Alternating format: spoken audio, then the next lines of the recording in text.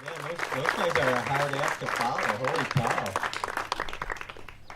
It's kind of interesting because one of the ways I've always described Logham's Landing's years as successful is if we all just make it through. So it's interesting. 3 out of 5 of us who started are no longer with us. And I think all of us have kind of taken a new look at what is success, what is failure, and we've all struggled along the way. It hasn't been an easy year. I think I commend both Shauna and Gray. I think going from 5 to 2, all of a sudden they have a more intense focus, which you might think is an advantage.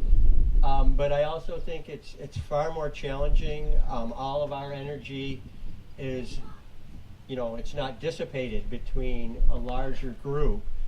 And I'll speak for myself, I'm very human. Paul was saying he was human. And I can be very intense. And whether it's the job site or whether it's pushing Sean to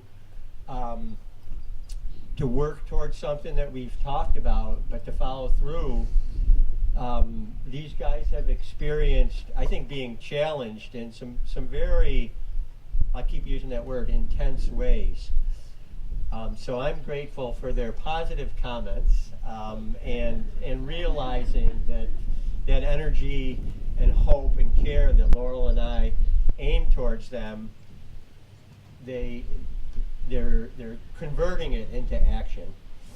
I would like to read just a little bit from Father G, who we always read this book, Tattoos on the Heart, every year for book club.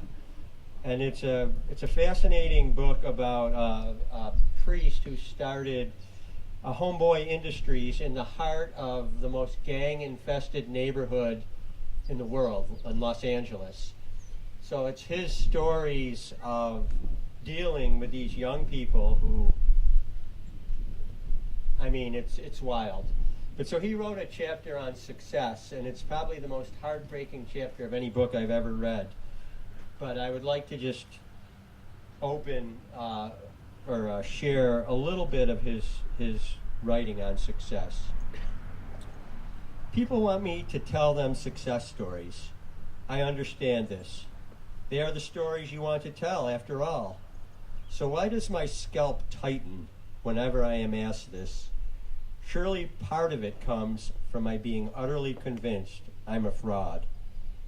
20 years of this work has taught me that God has greater comfort with inverting categories than I do. What is success? What is failure? What is good? What is bad? Setback or progress? Great stock these days, especially in nonprofits, and who can blame them, is placed in evidence-based outcomes. People funders in particular want to know if what you do works. Are you in the end successful? Naturally, I find myself heartened by Mother Teresa's take. We are not called to be successful. We are called to be faithful. This distinction is helpful for me as I barricade myself against the daily dread of setback. You need protection from the ebb and flow of 3 steps forward, 5 steps back. You trip over disappointment and recalcitrance every day, and it becomes a muddle. God intends it to be, I think. For once you choose to hang out with folks who carry more burden than they can bear, all bets are off. Salivating for success keeps you from being faithful, keeps you from truly seeing who's ever sitting in front of you. Embracing a strategy and an approach you can believe in is sometimes the best you can do on any given day. If you surrender your need for results and outcomes, success becomes God's business. I find it hard enough to just be faithful. Gray led a really powerful morning watch 2 days ago we kind of shared that reading, and he led us into, it might not have been a year of feel-good kumbaya, but I believe all of us got what we needed, including Laurel and I.